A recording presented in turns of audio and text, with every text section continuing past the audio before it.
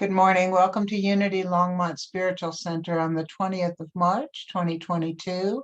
And we are blessed to have Jenny Hooks with us this morning to provide us with a talk and lead us in meditation, and Christina Hildebrandt and her harp to soothe us and comfort us and inspire us with music.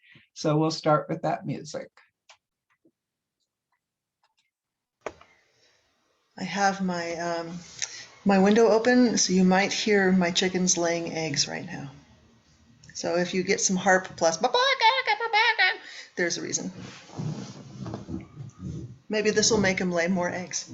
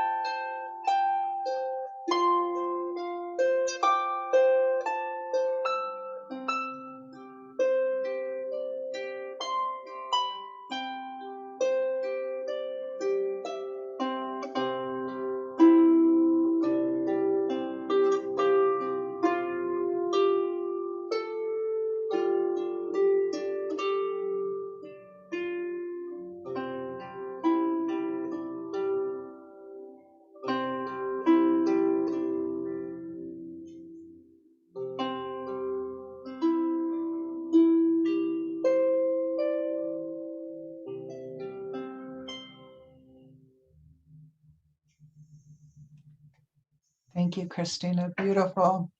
It's at this time that we go into prayer together by taking a breath. Beloved presence, everywhere present. This life can be so rich and so joyous, so beautiful, so very precious. And it can also be hard. And in this moment, we think about and we feel for the people in the world who are suffering. Our mind naturally goes to Ukraine. We send out our love, our light, our hope to all the people of Ukraine.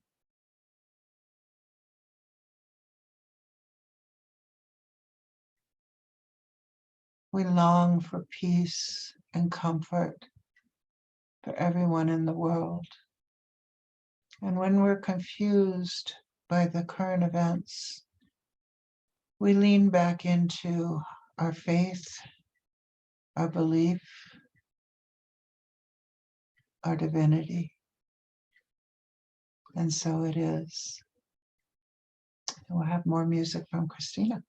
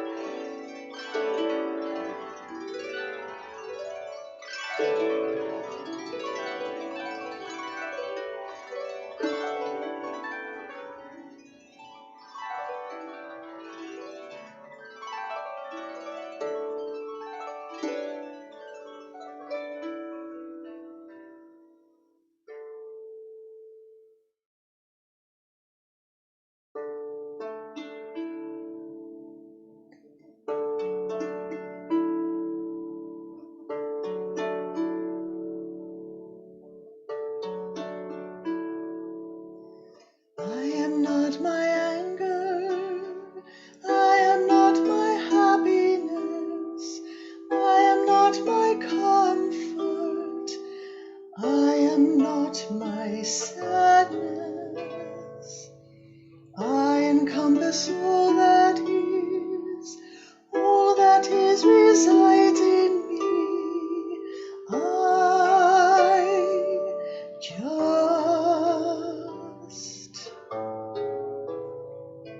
am.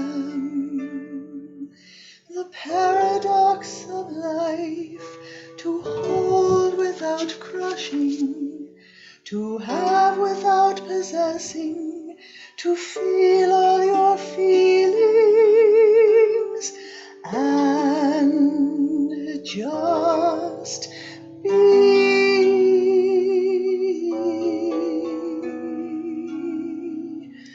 I am not my anger, I am not my happiness, I am not my comfort, I am not my sadness.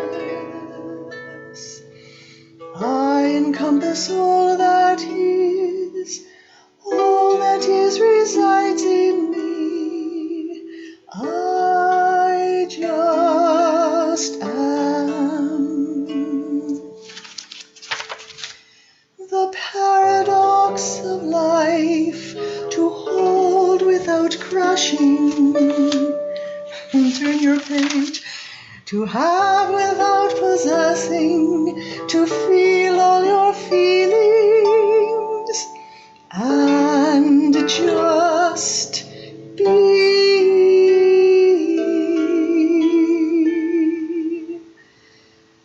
I am not my anger, I am not my happiness, I am not my comfort, I am not my sadness. I encompass all that resides in me. I just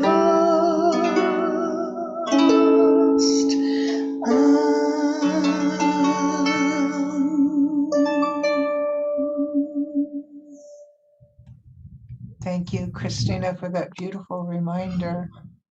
Let us open our minds, hearts, and spirits to Jenny. Jai Gurudev. Good morning, and it is good to be with you. I returned on, I don't even know the days of the week anymore, Tuesday or Wednesday, from the land of Rumi, visiting Istanbul and catching up with my son, who I haven't seen in quite some time due to this lovely COVID pandemic. I'm going to go off topic for a minute and share some really good news. He leaves the ashram in May and has been accepted into a graduate program in international trauma resilience at DU. And this week we will find out the scholarship and financial aid package they are offering him. So I was just hoping he'd go to school in the US. Who knew that the best school was in Denver for this project? So I'm delighted. I'm also going to tell you that when I travel to Germany, there's an 8-hour time difference. And when I traveled to Turkey, it's 10 or 11 hours. And my mind and my body are very mixed up. And this may not be the most, the theme of the talk just might not flow the way I'd like it to when my mind is clear, but perhaps I can allow my heart to lead this talk and get my mind out of the way, and it will all make sense. So please open your hearts and listen with your hearts so that the chatter in my mind doesn't confuse either of us. So I used to be somebody if I was traveling to a big city, and didn't know my way around, even if it was New York City or Chicago, would get nervous and anxious. Somehow, through this beautiful spiritual path that I've been on, I was walking in Istanbul one night and got lost. I don't speak a word of Turkish. And somehow was not nervous, not anxious. I thought, well, what do I do? I had my japa mala beads and I start chanting and walking. And then I just stopped walking and said, help, you got to help me find my way. I don't know where I'm going. Now, what was around me when I stopped and asked help looked like being at the back of a King Soopers store where there was like a warehouse with lots of garages that were shut where trucks could pull up. It was completely dark. There was hardly any lights. And I thought, help. It was not even a minute later. Out of the darkness, a man appears and speaks in English and says, "Are you lost? Can I help you?" And I, show him my phone with the address that I'm trying to get to, that Google Map had me been walking in circles saying it was a 2-mile walk and I'd already walked 5 miles and kept seeing the same dark street and warehouse building. So he says, go down to the bottom of the hill and you'll recognize where you are when you get to the bottom of the hill. So I say thank you and he leaves. And I turned and then I said, oh my goodness, that was Krishna. That was Jesus. That was the divine showing up and giving me guidance. So I stop again and I turn around to watch him. I guess because of the darkness, I don't know. Couldn't see him, not a soul there. So I walked to the bottom of the hill and I know exactly where I am because there was this grocery store near our Airbnb and I see the grocery store and I'm like not very far from where I'm trying to be. And then I said, how did he know I would know where I was when I got to the bottom of the hill? Why would he say that? And I said, oh, because it was the divine and the divine knew I would recognize how to get back from the grocery store. And I thought, oh, here I am on a spiritual path in a new place and a new environment. And keeping the awareness of the divine in my heart protects me wherever I go. And I need never be afraid. And it was so beautiful. And I couldn't tell KP about it when I got back. I didn't tell him about it for a few days because I thought, this is going to make, it just won't make sense to anyone because it barely made sense to me. So we continue our journeys around Istanbul. A friend of KP's that he met in Germany was supposed to meet us in Istanbul. So we had a guide and Adi Akashra did not come because it snowed in Istanbul. It has not snowed in March in over 100 years in Istanbul, and the whole city shut down and the ferries to cross from one side of the city were closed. So it's just KP and I in Istanbul being clueless. And we decided to go to the Grand Market. Well, we went the first time and it was closed because it snowed. Now, when I say snow, I'm going to just tell you it was slush. There was not even snow. So we find our way back there the second time after we verified that it's open and not closed for slush. And go into this lighting store. And I'm just going to share the screen because I want you to just see the amazing. So this is one of the lamps that I bought.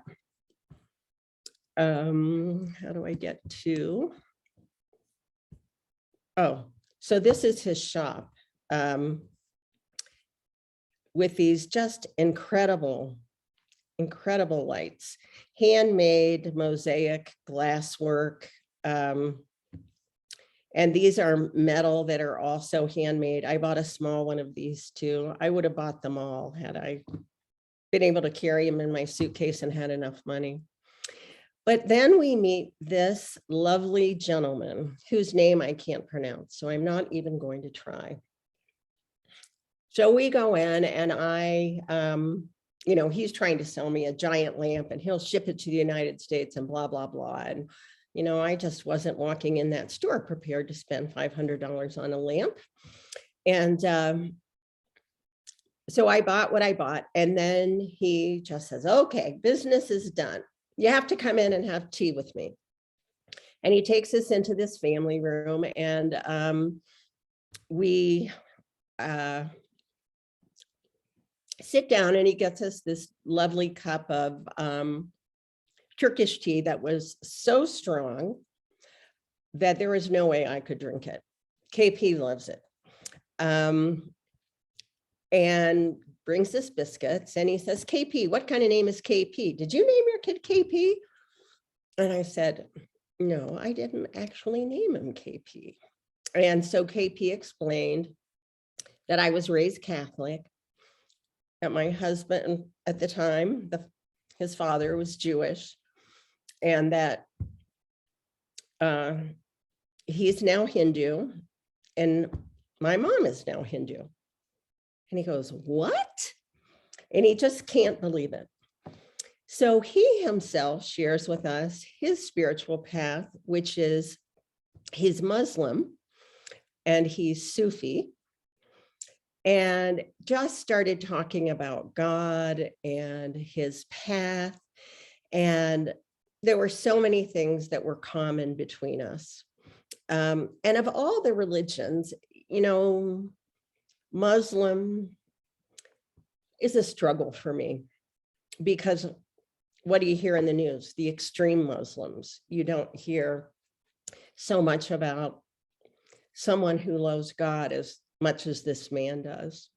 So we spent probably an hour with him learning about his faith and his love for God. And he says to me, I am nothing. The only reason I have value and purpose is because the Creator created me. And it is a miracle that you are here. All the other Americans are not brave like you. They've stayed home since the war started. And you came to my shop in one of the biggest cities in the world. And I could see your light. And I knew that you were good. And I could see your son's light. And it is a miracle. And God brought us together. And this is cause for celebration. And I thought, wow, that is just pretty cool to walk into a light shop and see the divine within ourselves and each other, and to be able to share our light. And we listened, to him tell his story. And I would just say, I completely agree. And he talked about how fortunate it is to have a life, to be alive. And that is a gift from God, not to be taken for granted. And that we have to live our life, not just to the fullest by doing things, but living life to the fullest by embracing the divine and following our spiritual path. And so the whole trip was such a, I don't know, every time, like before I left, I don't know why, I got really anxious the night before. Not really anxious, but you can't sleep and a little like jittery. And I meditated and the message came to me, I am always with you. I am always with you. So, when I'm in a Turkish airport and can't find anybody that speaks English and can't find where I'm supposed to be, I am always with you. And then I would just be calm and at peace. And I felt that presence through the entire 10-day journey of traveling through Istanbul. And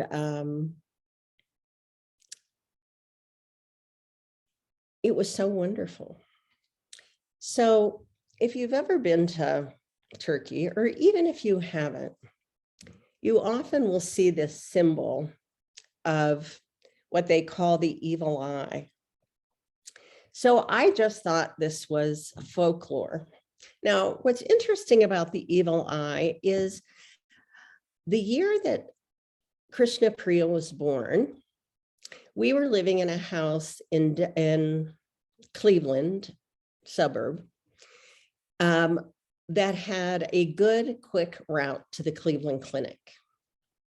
So we rented out the second floor of the home because it was a full 1-bedroom apartment. It had a kitchen and a living room. And so we rented that out. And it was often rented by medical people. So our last resident who gave me, which I still have, I should have brought it over to you because it's also silver. It's very ornate. This evil eye. And I had never thought about it, but he was a plastic surgeon doing a residency and he was from Turkey.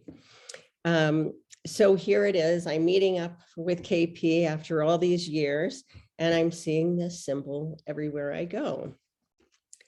And I just thought it was folklore to ward off evil. But when KP's friend Adia Kashra finally made it to Istanbul, she said, oh, we have little tiny ones. We sew them in our clothes. We have them in every room of our house.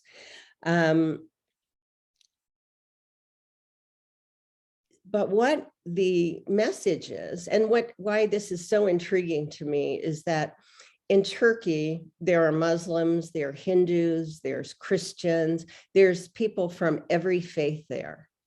And regardless of their faith, everyone in Turkey embraces this evil eye and wants to have it wherever they go.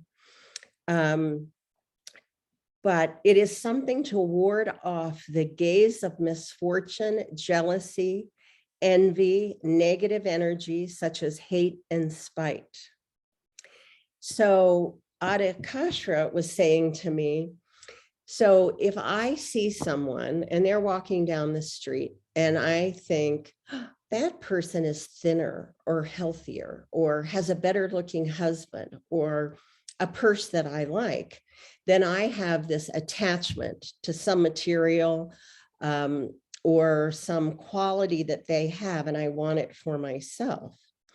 So when you have that thought, you focus on this evil eye to diminish your envy and jealousy and negativity, and you're able to send best wishes to that person or situation that you were jealous of, and surrender your attachment. And I said, well, of course, that would be a theme for every religion to let go of. But what a thing to sew this in your clothes, to wear it as your jewelry, to have it everywhere as a reminder that with God, you have everything that you need in this moment. You have air to breathe. I can say for our group, I think we all have something to eat and a roof over our head. And it changes, the goal is to change your consciousness to the gratefulness and positive energy for all that you have and all of the blessings that are yours. And I thought, well, that is a good thing. And it was so precious to be in this country of diverse religions and be able to find a common theme amongst all of them that they could agree on, because there's much they don't agree upon. So then one day it was our last day there, and I walk into this shop and I see this prayer. I guess it's a prayer. I don't know, this saying. And I thought it was so beautiful. And it's written by the father of Sufism. And it is, in generosity and helping others, be like a river. In compassion and grace, be like the sun. In concealing others' faults, be like the night. In anger and fury, be like the dead.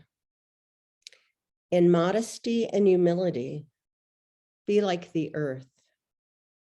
In tolerance, be like a sea. Either exist as you are or be as you look. And again, I thought, all these different religions, and yet at the core of them, like the man in the lighting store, the differences fade away as we are focused on the divine within. And we begin to see the divine within ourselves, and we begin to see the divine in everyone and everything around us. And it was such a beautiful journey to experience in a new way this awareness that we are so much more alike than we are different. And as Krishna says in the Bhagavad Gita, there is equal good and equal bad in every situation. If you put your focus on the positive, you will experience positive.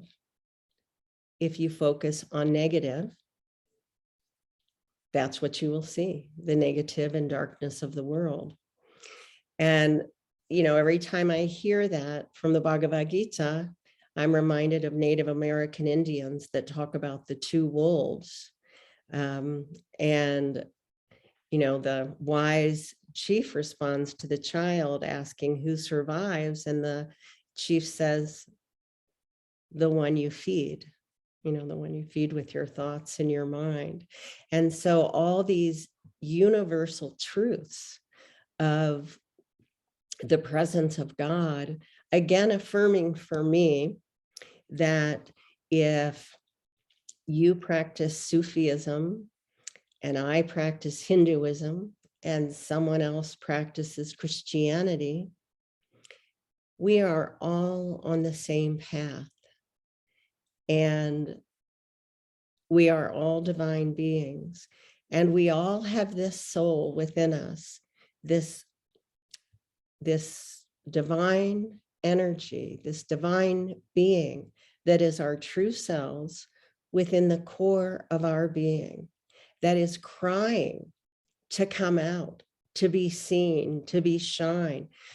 The soul wants to override our thoughts and our chatter.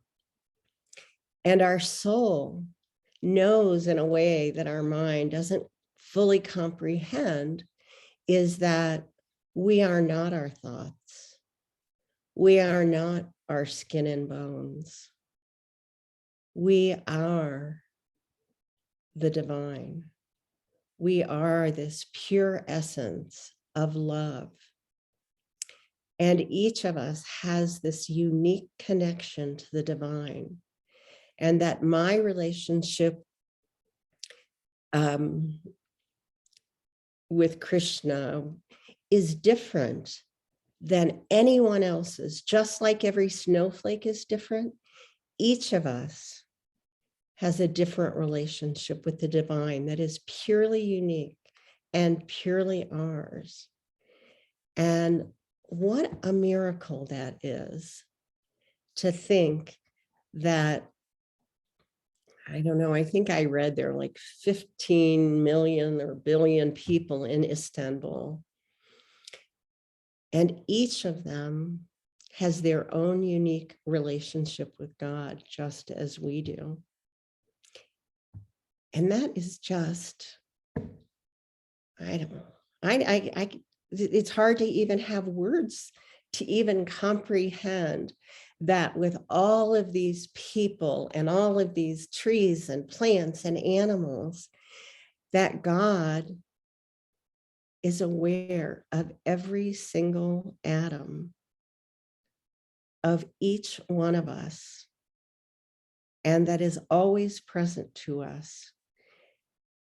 And it's us that it loses that awareness in a momentary basis. But God never forgets us. Not even a blade of grass does God forget. And so here we are, given this opportunity on this planet to discover the divine within us and to be who we truly are, not the body we wear, not the thoughts we have, but just our pure divinity, our pure connection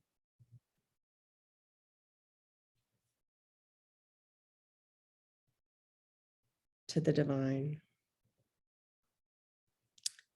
And so it is. And from this space, let's just move into the meditation.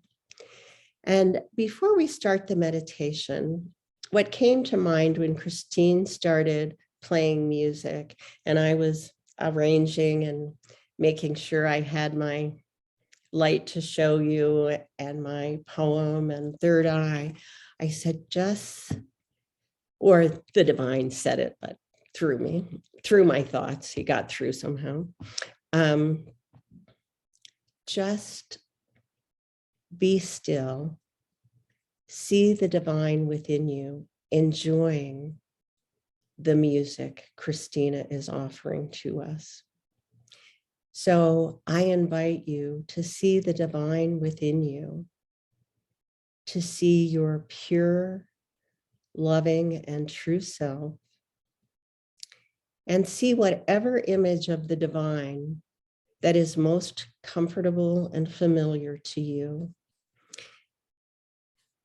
And as we go through the meditation, allow the divine to just enjoy being present in the stillness, being present to Christina's music, and know that the divine is with you in every moment of every day. So let's take a deep breath together.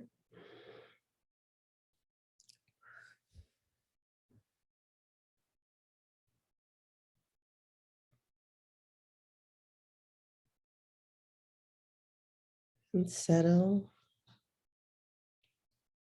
into your heart space.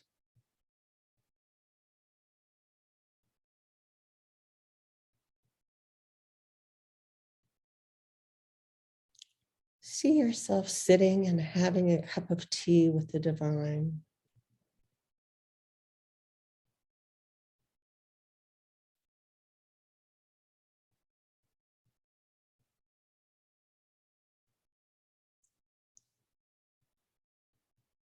See the joy the divine feels by your presence.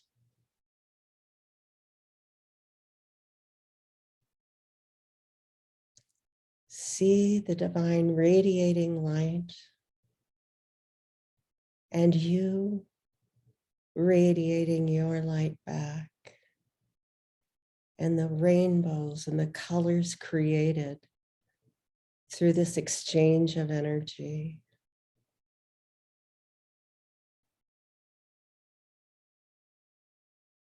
And just sit for a few moments.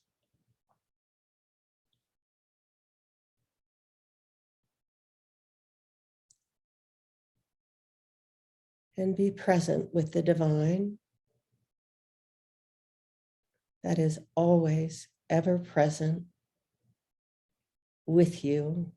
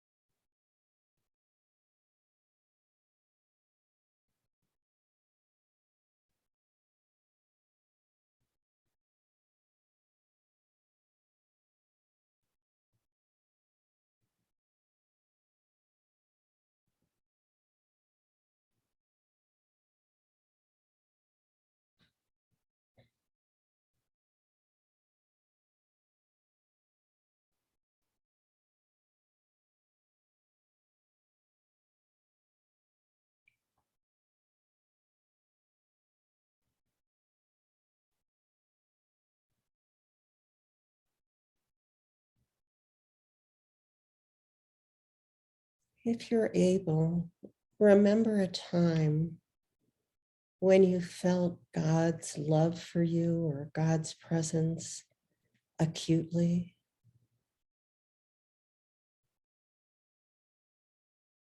Experience that. Re-experience that memory.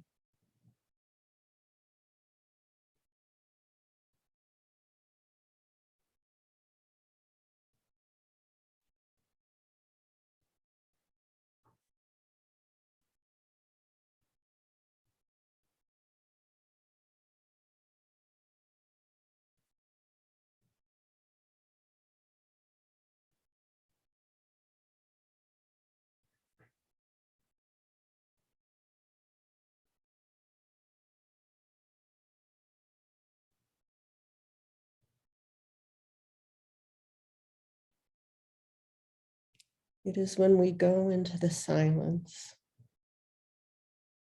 when we go into our hearts, that we meet God.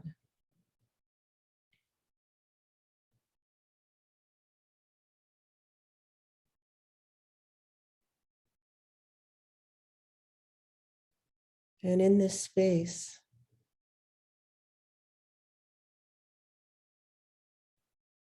in our mind's eye, we prepare a cup of tea and we sit and we chat with the divine, just like we would chat with a best friend.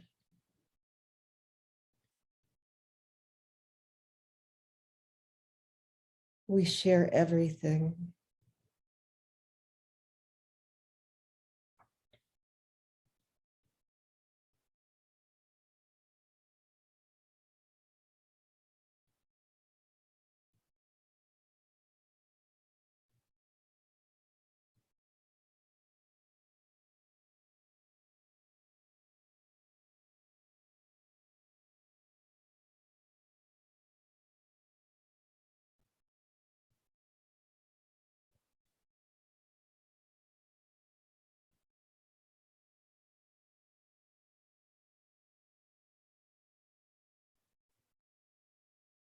Just 5 minutes a day of going into this quiet place and seeking the divine.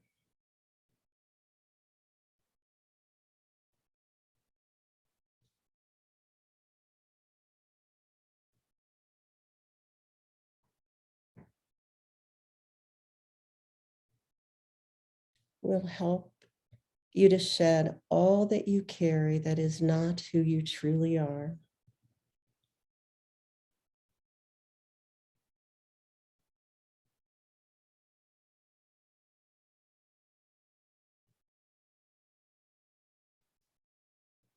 You are the light of God.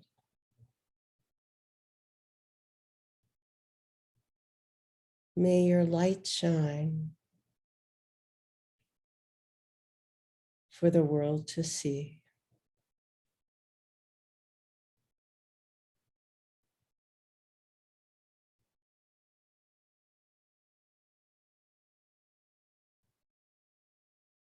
And Christina, if you would just play a little bit of music and people can stay in this space or come back to the front whenever they're ready.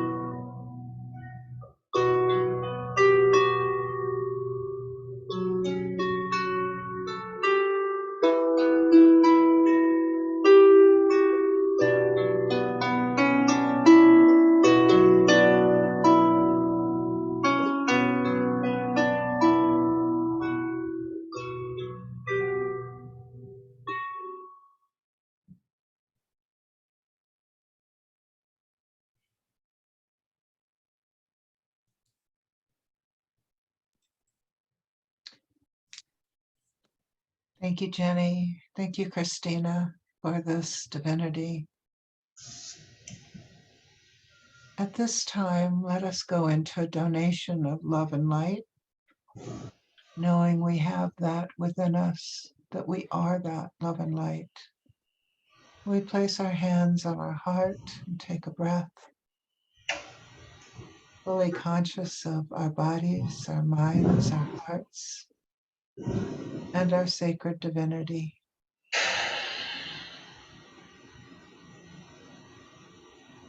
We become aware that this love and light expand. That is its natural state, to be in flow and to be shared. We share this with anyone who needs it. We share this with anyone who needs a reminder of their own divinity.